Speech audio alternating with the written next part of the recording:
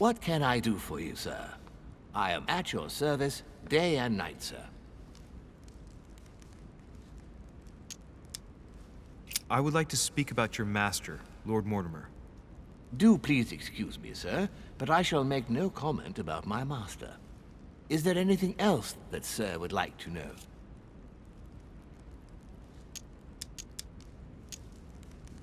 What can you tell me about the guests?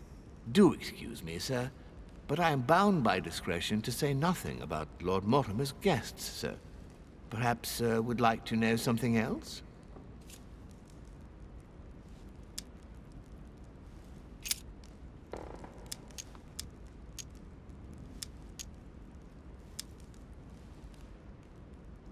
Yes. Can you briefly describe the ground floor, please?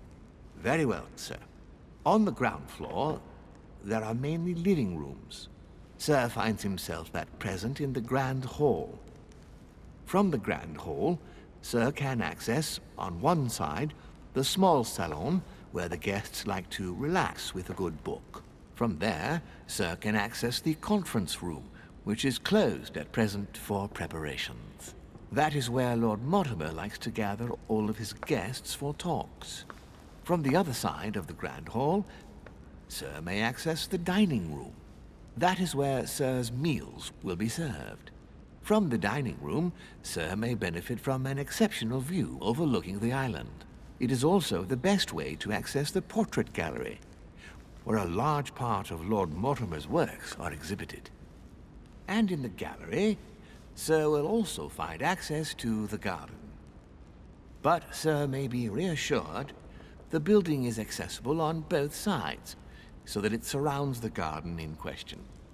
So, Sir should not find cause to worry. No one has ever gotten lost. Except for my mother. Has Sir another question? What's on the first floor?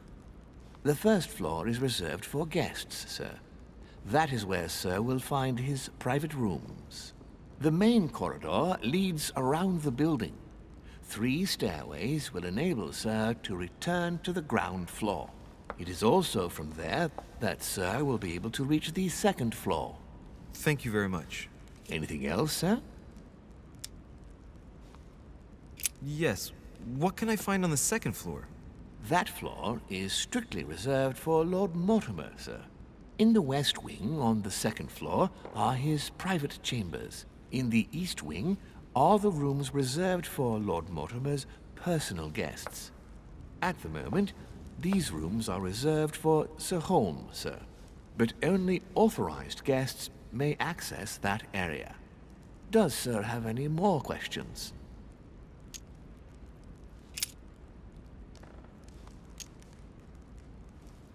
As I was unable to bring my personal effects with me, I was wondering if you could find me a few items. Of course, sir. What would you require?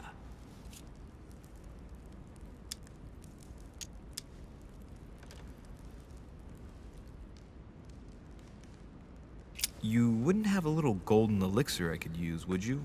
Oh, unfortunately, sir, I have orders not to give any of that medicine to any of Lord Mortimer's guests. Some guests are here to follow a very strict treatment. Mixing or combining certain substances would be dangerous for Sir.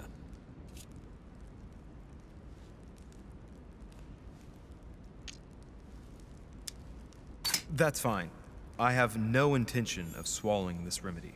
You see, I generally use it to put the shine back on my shoes. But maybe you'd rather I ask permission from Lord Mortimer. Where is he? I'd like to tell him about my shoe problem. Sir need do nothing of the sort. There is no reason to disturb Lord Mortimer with this small matter. As you wish. Here you are, sir. I hope Sir will have enough with one bottle, as I haven't any more. Oh, I'll make do. It's good of you to get this much. May I do anything else for Sir?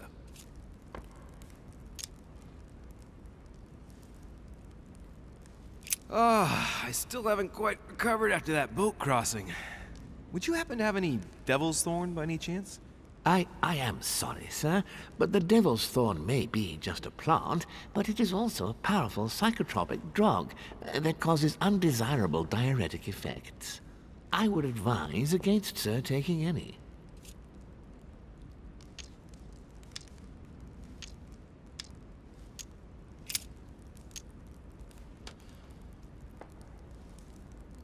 A little Carmelite water would do me a lot of good. Could you find me some, please? Oh, the tonics are under lock and key, sir. Lord Mortimer only allows access to them in cases of emergency.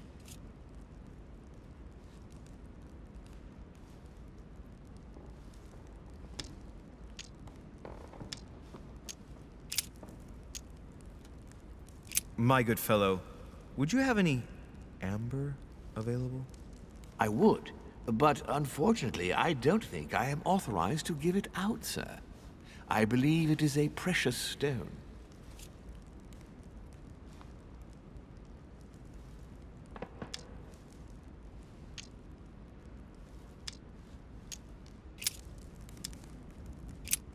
What's that book you're hiding in your jacket? The Sorrows of Young Werther by Goethe, sir, and I am not hiding it. Hand it to me, please. It is damaged, sir. I would never dare lend sir a book in such a pitiful state, sir. I took it to restore.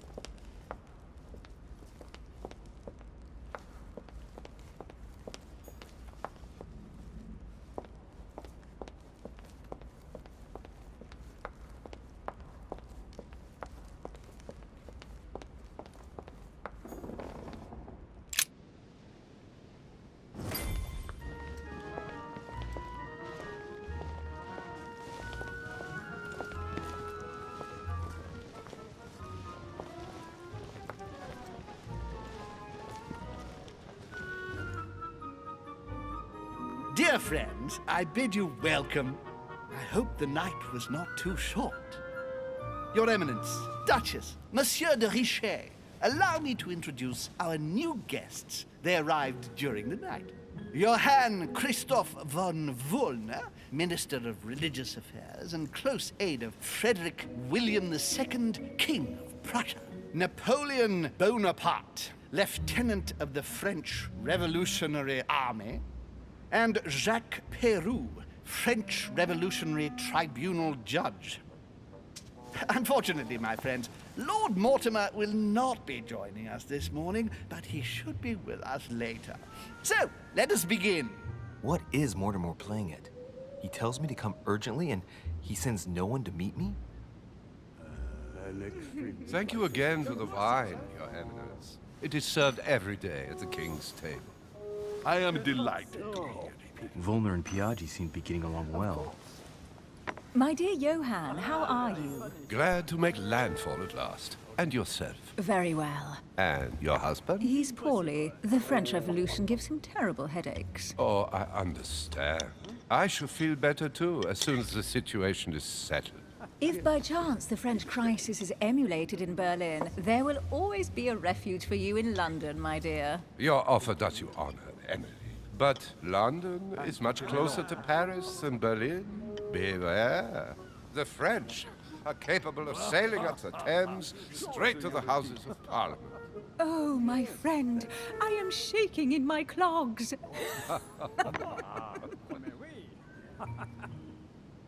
Is the wine to your liking?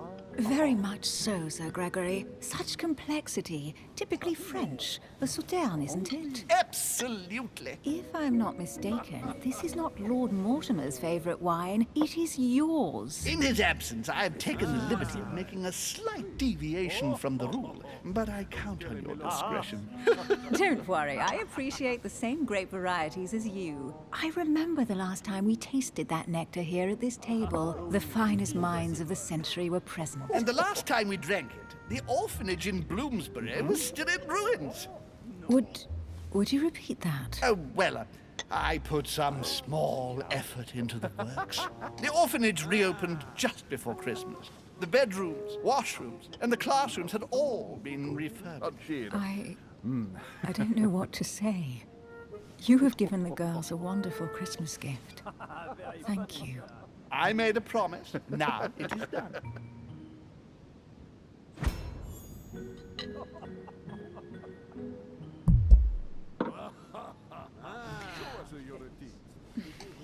Is everything all right? Yes, thank you. I had a moment of absence, but here I am again.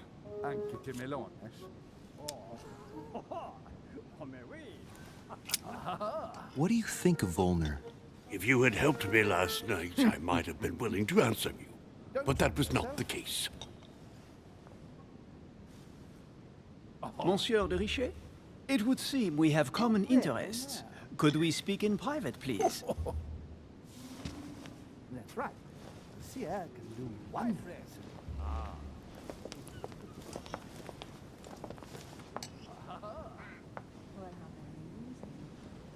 Lord Mortimer and the Golden Order, through your mother, have concluded a financial agreement. Stay composed, Louis.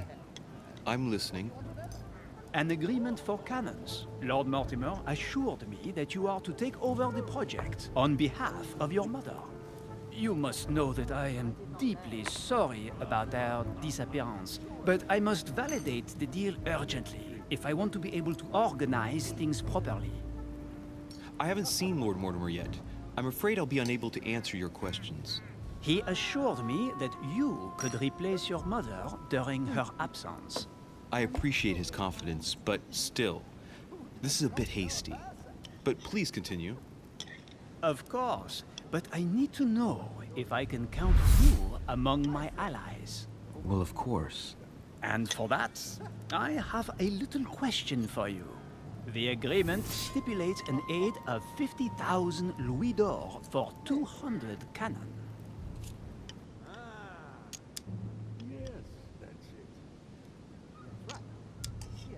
Surely such an amount will buy twice as many cannons. Don't try to pull a fast one on me. We're both young, but we are not naive. Please don't be offended. I just wanted to make sure you knew what you were talking about. And I am reassured. I have one last question I would like to pose to you. We don't know each other yet, you and I. And I need to make sure that we both share the same vision for the future of France. Given the hard times that have befallen our beautiful country, what do you think it would take to restore its luster? It is remarkable.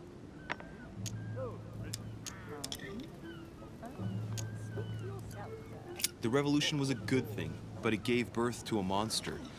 We must overthrow the new system in place. Ah, you are right. Monsieur de Richet, I am reassured.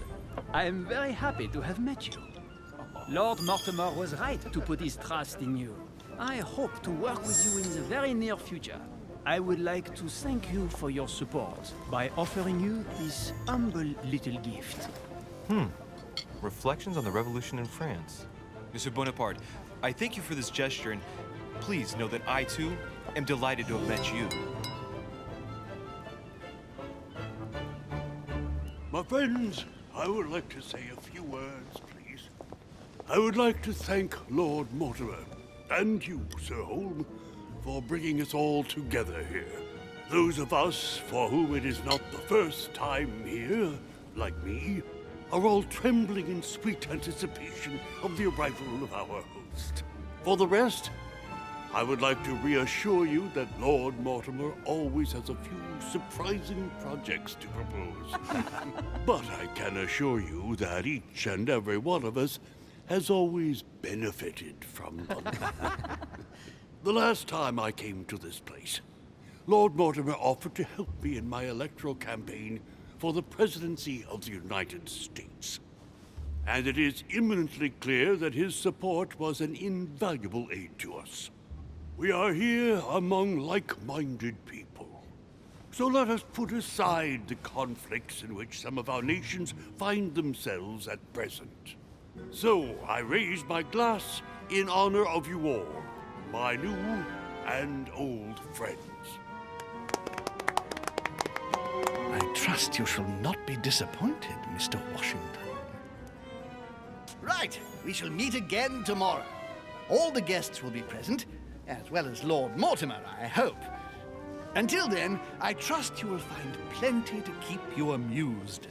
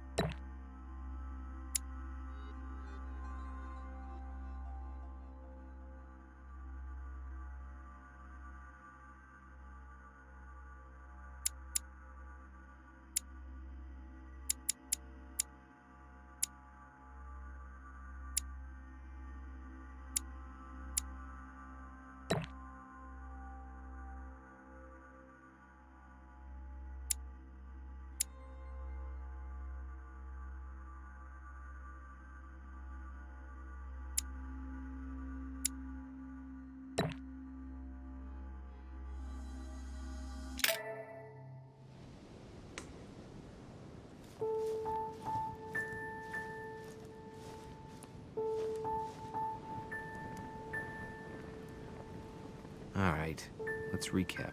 Before dinner, I was going to investigate my mother's message. I've got to find the place where all eyes size you up.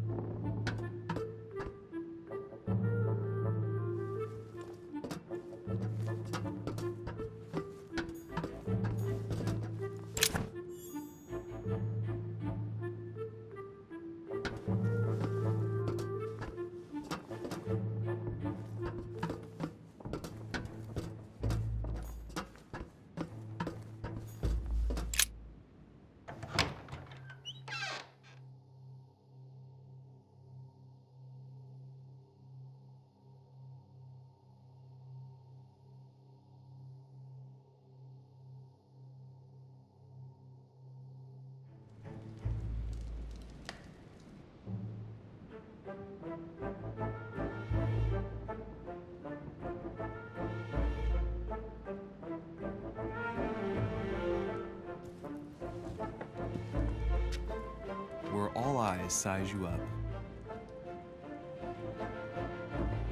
Chances are, that's the room my mother spoke of. And she also spoke of a Medusa. Should I go and try to find the creature now?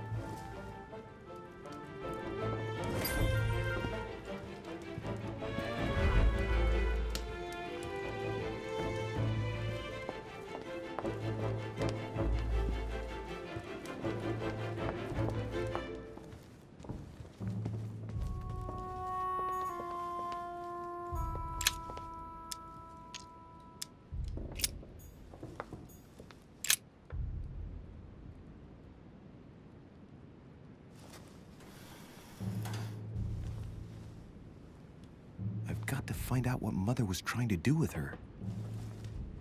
The Medusa. A hero armed with a sword? A hero with a lantern. And the last one holding a shield. I'll stake my life on it. All the statues form a single scene together. The poor devils are about to face the beast.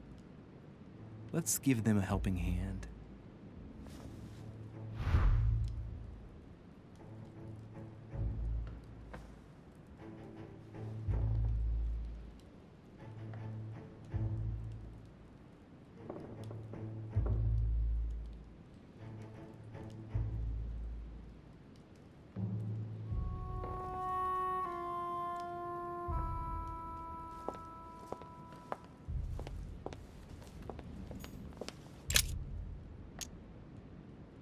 The statue is darker on the right-hand side.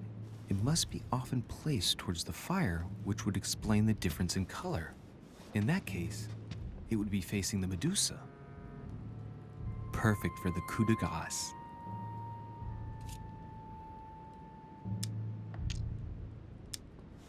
The statue is darker on the right-hand side. It must be often placed towards the fire, which would explain the difference in color. In that case, it would be facing the Medusa. Perfect for the coup de grace.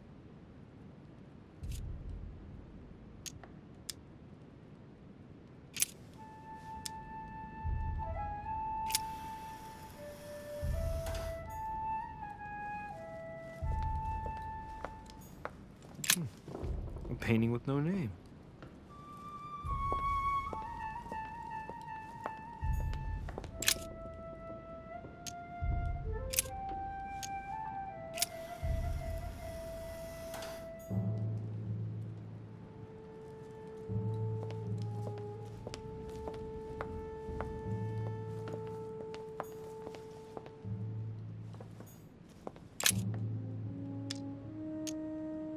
Now, Louis, it's time to keep a logical mind, as every good scientist should. The aim is to defeat the Medusa, so what can the lantern be for? To light up the Medusa? Hardly likely. The hero holding the lantern will be easy prey, and the shield will be of no use. To light up the sword? No, that makes no sense. So that leaves the shield. I wonder if the aim is to play with the light. If I turn the shield right, the light would be reflected. The ray of light will perturb the Medusa and focus her attention on the best protected hero. Pretty smart.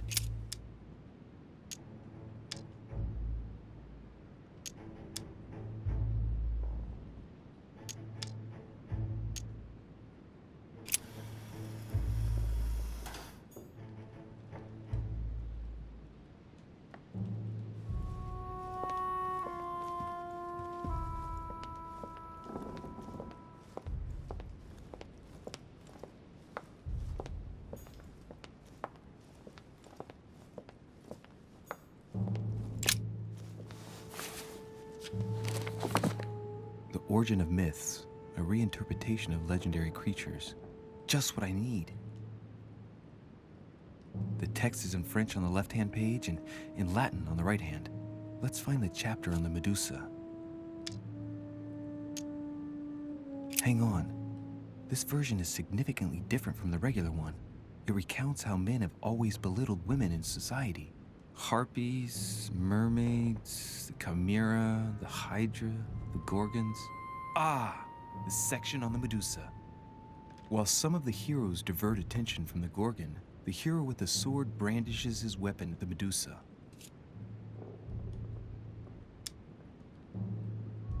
Hang on. This version is significantly different from the regular one. It recounts how men have always belittled women in society. Harpies, mermaids, the chimera, the hydra, the gorgons. The section on the Medusa. While some of the heroes divert attention from the gorgon, the hero with the sword brandishes his weapon at the Medusa.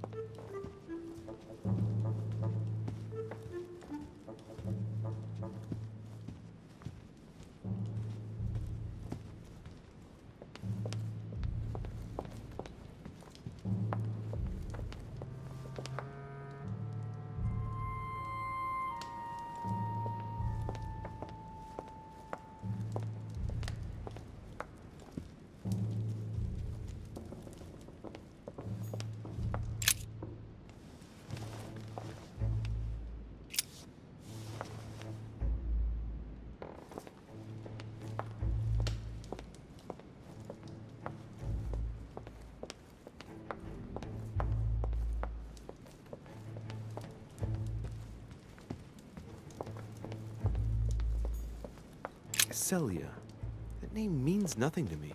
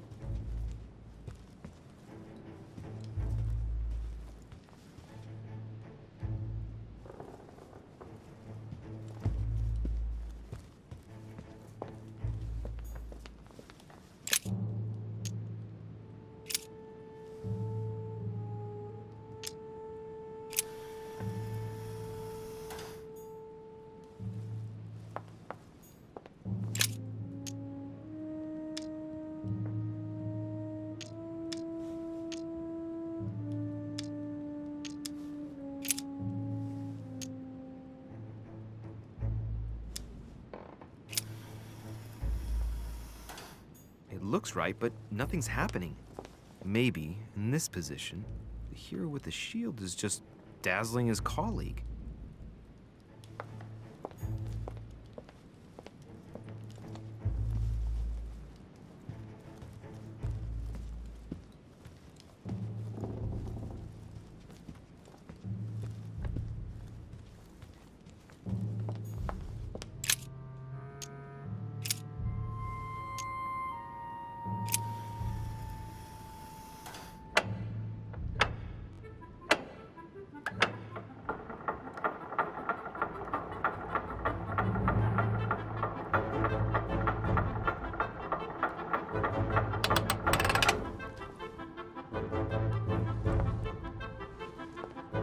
Whoa.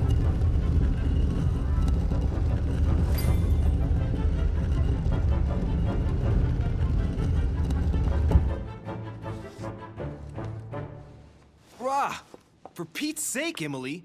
You scared the pants off me. Don't ever do that again. Well, keep your nose out of my business then. I don't know what you're talking about. First my room, now here. Stop following me, you're becoming a nuisance. Wait a minute. You're not implying that I'm here to court you, are you? Oh, Louis, I'm just stating the obvious. You wouldn't be the first, rest assured. Yeah, this is embarrassing. The worst thing is it seems to be working. Stop fooling around and tell me what you're doing here.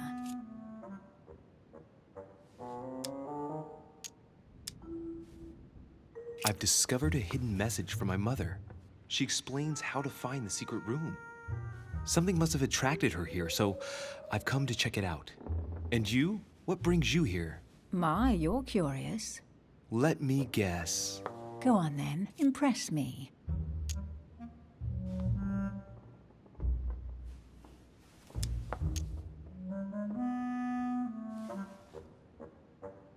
You're looking for somebody. Your silence speaks volumes. I must have got it right, and you will go to great lengths to find them. So, this person means a lot to you. Well, no matter. I'll tolerate your presence this one time. Now, since you're here, make yourself useful. Look around on your side. I'll do the same on mine. And if you find anything of interest, let me know. Oh yeah, in your dreams. At your service, madam.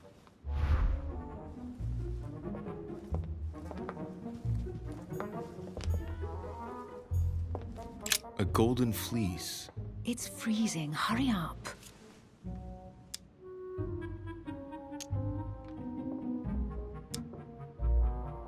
Cold? You want a rug? It'll warm you up. I wouldn't be caught dead in that horrible thing. That's a pity. The gold color brings out your eyes. And your flattery brings out your boorishness.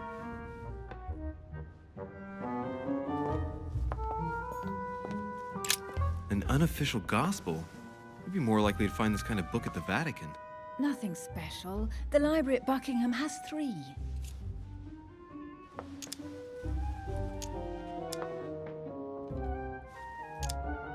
How did the English manage to get their hands on them?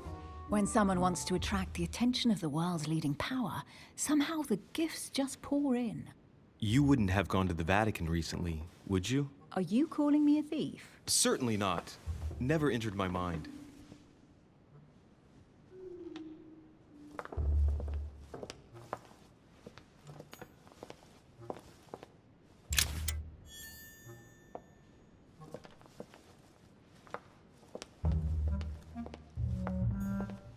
Hey, Mortimer is the author of this work. It talks about his passion for art.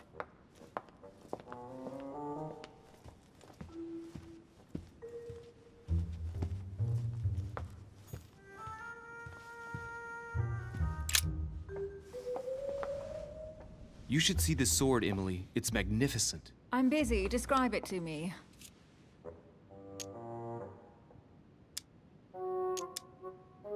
I think this is Excalibur, King Arthur's sword. I've always dreamt of drawing it from the stone. How sweet. You're still clinging to your boyhood dreams. When you finished playing, maybe you can help me search the place?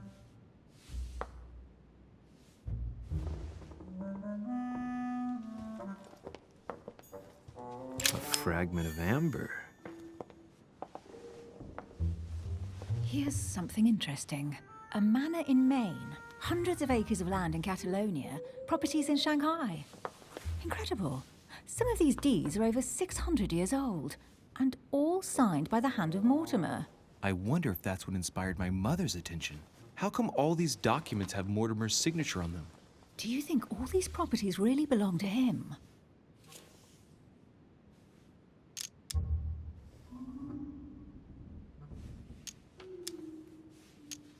Probably, but that doesn't mean they weren't stolen.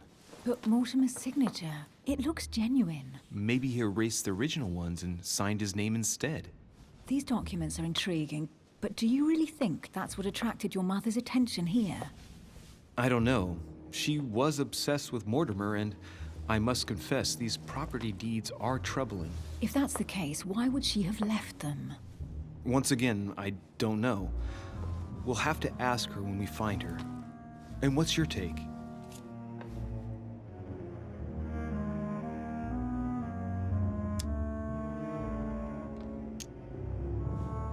Why keep such a collection hidden in a secret room? Any thoughts? Mortimer has every reason in the world to conceal it, even if only to keep it from people like us. Hey, Emily, we're not thieves. We're only looking. I wonder why my mother didn't make it clear what she was interested in here. She didn't have time to write it down, or maybe she wasn't sure of what she was looking for. Or she wanted to protect her discoveries. It's disturbing. You'll just have to search the rest of the room. Maybe you'll find something.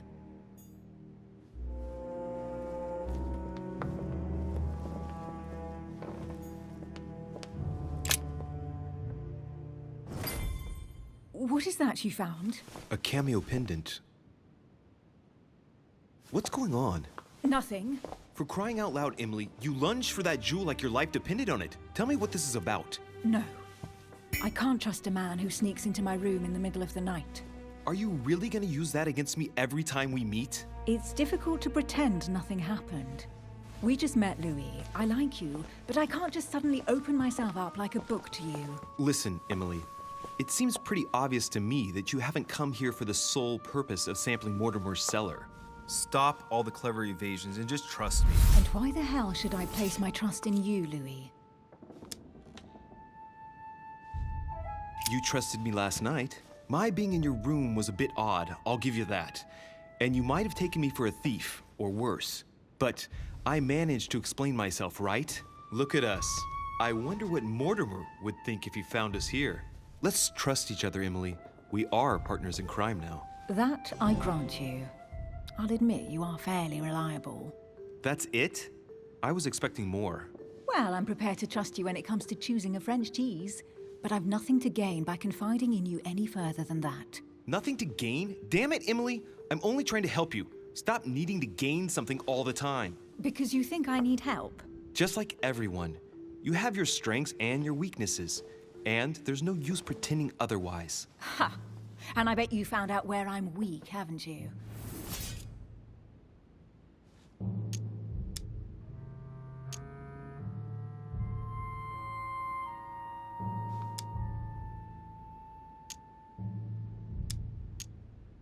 You think your scathing wit protects you, but in fact, it makes you blind. No sooner have people introduced themselves than you already see them in a bad light.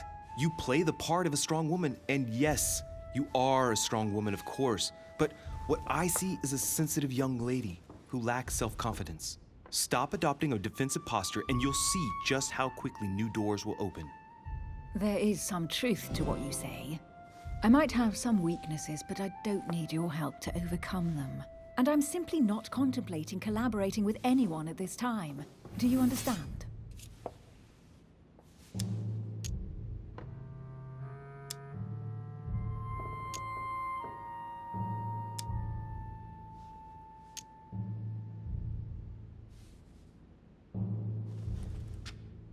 Oh, it's crystal clear. You don't like people telling you what to do, and you do like giving the orders to everyone. If I were the matron you speak of, I would have found an underling to search this place, and I would be sound asleep in my bed. I already have a work partner. I know my weaknesses. I don't doubt that your abilities will be of use to me, but I already have all that, thanks to my teammate. Is there any chance you might tell me who he is? No, I've already said too much. Consider yourself lucky I've even given you this much. It's extremely rare, believe me. Come on, don't stop now that you've come this far. You know that eventually I'll end up making you talk. Well, since no one can resist you, let's see if you can guess who my partner is. You're a gambler. So, your partner is...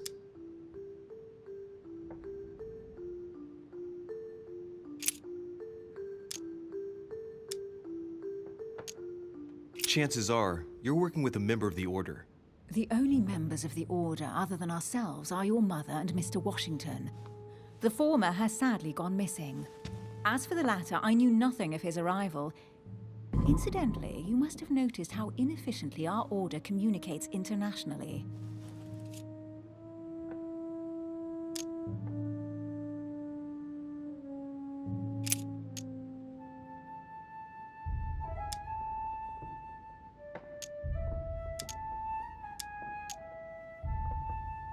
It's as obvious as it is surprising. You're my mother's hard-hitting partner. Oh, God, do you really believe the nonsense that comes out of your mouth? Well, a second ago I did. A little. Sorry, Louis, your mother is not my partner.